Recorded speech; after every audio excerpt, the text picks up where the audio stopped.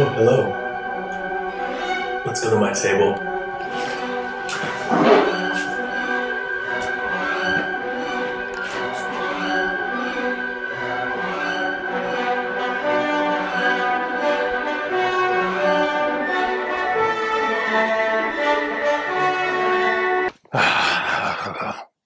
Are we ready? And a go? Okay. All right. To start, let's break things down. If you're watching this, you're alive. Congratulations. You're a living, breathing organism. And if you're living in a fossil fuel capital economy, like the one we live in today, you're alive because of money. That's right. Money is the one thing sustaining your life and your existence. It's the one resource that lets you live. It's the physical thing that you exchange for all the other physical things that you need, like shelter, clothing, food, exercise, recreation, the things that make life worth living, entertainment, social connection, and art. Dead mosquito. Money. So the question of how one obtains money is very important. It basically is a question of how one survives in the world. Their ability to live, their ability to enjoy the forest. Before money, of course. If you wanted to live, you just took the things from the forest that you needed to live, to eat, to sustain yourself. You took the fibers off the trees and you made clothes and you shot the deer, or you killed the bugs and you ate them. Now, other people do that, just a few people do that, and we pay them to do it. Whether it's extracting corn from the ground, or other fibers that you need to make your clothes that you buy at Zara. Like this nice linen suit coat that I have right here. In the US and all other concentrated corporate market economies, the way in which most people get money is from jobs. How many jobs do we have? Job growth. We want jobs. Everybody loves jobs. Steve Jobs. Except everybody hates their job. Because in a job, someone tells you what to do, how to do it, when to do it, where to do it. In a job, someone just doles out to you a little ration of money from the big pile of money that that company controls. If you do what they tell you, how they tell you, they will give you the means by which to survive in the world. They will give you the means by which to buy comfort, security, entertainment. That is, some guy in an office will hand out your means to live. That's crazy. That is utterly insane. That's crazy. That's utterly insane. That's crazy. That's utterly insane. The most obvious fundamental problem with this setup is that it gives tons and tons of power, tons and tons of leverage to people who hold the money and dole it out to the rest of us. And it takes away power, agency, and leverage from the people doing the jobs. So socialism, other forms of leftism, these are an attempt to give people who are doing the jobs more power and more leverage. They do this through things like organizing labor into labor unions. They do this through promoting state services, things like government healthcare and food stamps, things that can facilitate survival outside of a job. So the current slew of policy programs that are promoted by the socialist left today, or the democratic social left today, are programs that you'll find on things like Bernie Sanders' platform, these other new progressive leftist candidates that are popping up, following in his footsteps. These involve programs like single-payer healthcare, like raising the minimum wage, things like breaking up monopolies, getting money out of politics, and supporting public welfare regulations. It's like the Clean Air and Clean Water Act. Or plural, the Clean Air and Water Act. Terrible joke. These are all great programs, and they most certainly do give more power and leverage to the people who work in jobs. But what they don't do is fundamentally change the structure of an economy based on jobs. That is, they retain the function of an economy in which most people are expected to live in servitude to a boss who doles out little bits of money, to some guy in an office who doles out the means by which we survive in the world. We're going to take a little anecdote detour right now. I've worked in many jobs: washing dishes, digging ditches, mowing lawns, whacking weeds, delivering mail, herding sheep, scooping ice cream, and also a white-collar job, or two. In every single case, I've always felt a strong lack of freedom. I've always felt a sense that my autonomy has been given over to somebody else, because it has. I've always felt like there's some person, whether it's my manager or some corporate guy that I never met, has a lot of power over me, over my destiny, over the way in which I live my life, day to day. And that feeling has always led to a real sense of despair and depression. I've never felt in those situations fulfilled or happy, or felt like I had the agency to control my own destiny, like that mosquito that I just killed. My last job like this was...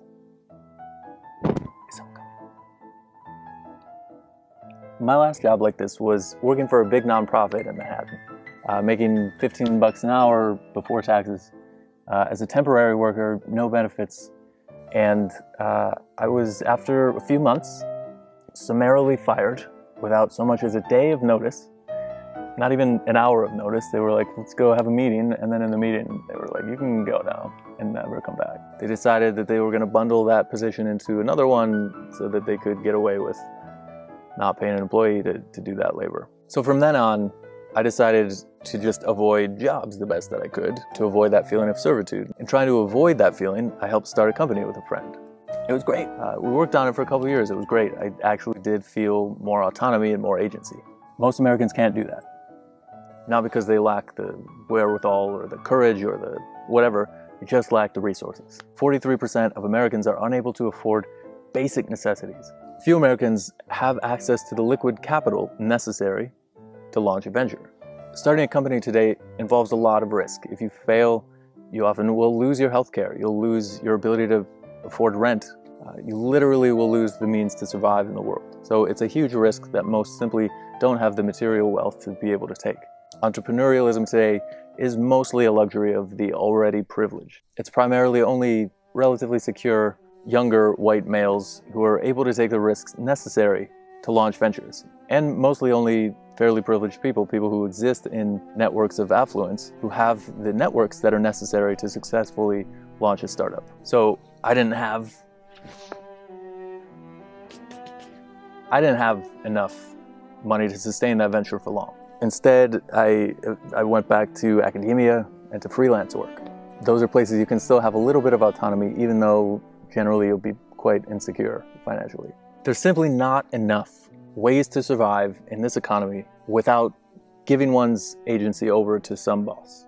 So many people have written about these issues. David Graeber's new book, Bullshit Jobs, talks about the existential malaise that comes from doing useless, meaningless, servile toil. Elizabeth Anderson has written about how bosses are like little tyrants, how they wield the power of dictators, literally. So they can speak to those issues very well. You should read those books. What I want to speak to are two very simple, clear policies that could immediately address these issues. One has been written about a lot, including by Graeber and others. Matt Bruenig is one recent champion coming from the left. The other, I think, is a novel contribution to this discussion. So the first is a universal basic income. Not new, it's been talked about for a long time. Second is a universally guaranteed investment scheme. So in the US, labor is forced. One has to work to survive, to get sustenance, to get food, healthcare, shelter. To live, one must work in a job. This means that the US economy rests somewhere on the spectrum of slavery. It's true, it's not chattel slavery, we're not selling people on markets, but we still force people to work, often in jobs that are exploitive and dangerous, that they can't leave without risking death. As Alexander Hamilton put it in Federalist Paper number 79, a power over a man's subsistence amounts to a power over his will.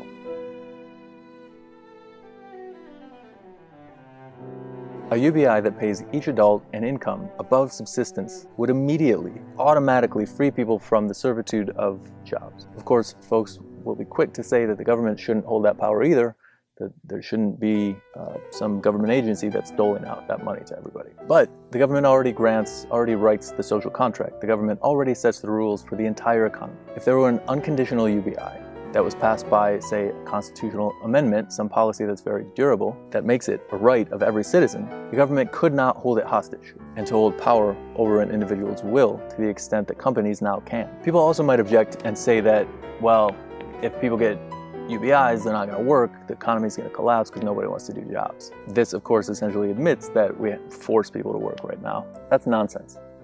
We derive a sense of purpose and meaning from work. A UBI wouldn't let people off the hook from working.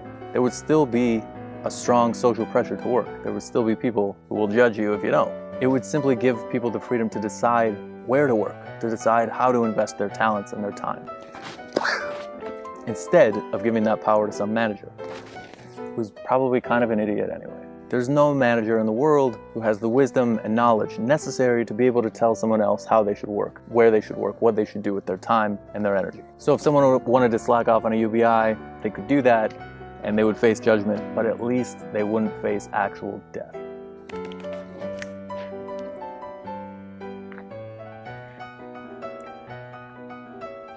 The second program, a universally guaranteed investment, would essentially involve a program in which everyone would be entitled to some investment capital. So right now, investments in new ventures are very hard to come by. They're extremely concentrated. About 77% of new venture capital investments are concentrated in just 10 cities in the country. So if you don't live in one of those cities, it's very unlikely that you're going to get any kind of VC funding. This is preventing a lot of new good ventures from getting started. A UGI could essentially be a venture fund that is democratically controlled and distributed. So someone wanting to launch a venture would write up a project plan, they would submit it to an elected body, and that council would then decide how much funding to give to that project. It could also have milestones throughout the project. It could also have oversight over that project. It could also involve a training program that helps new entrepreneurs get a project started. If wisely administered, this also could be revenue neutral or even revenue positive. These twin programs, a UGI and a UBI, would allow every person in the country to live free from exploitive, oppressive jobs, to attain greater power to negotiate with existing employers, and to launch their own ventures and to cultivate their highest talents.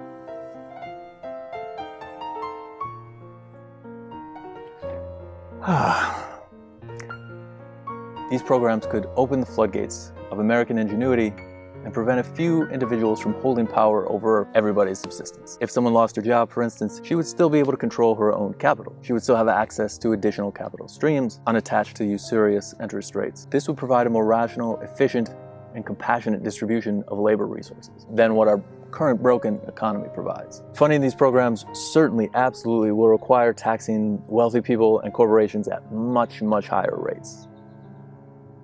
The primary objection to taxing the rich and corporations is that they're job creators, and that if you tax them too much, they'll take their jobs somewhere else. With a UGI and a UBI, who needs their jobs? Great, send them elsewhere. Their jobs are terrible anyway. Instead, Americans would be empowered to create their own jobs, create more desirable jobs. The economic dynamism generated from innumerable new consumers, ventures, products, inventions. This would do more than replace the stagnant, monopolized market that we now reside within. But most importantly, what's preferable? Being your own boss or flailing around on an Amazon warehouse floor, clutching bottles of your own urine? Which life amplifies a person's dignity? Which of those affords more freedom? If we want universal access to liberty, then instead of universal employment, we need a jobless economy. Not a workless economy, but one that does not force people into the servitude of whatever jobs are available, ruled over by unaccountable bosses, toiling away in meaningless, degrading labor. Instead, we need an economy that finally cements the most fundamental freedom: to decide how we live our lives.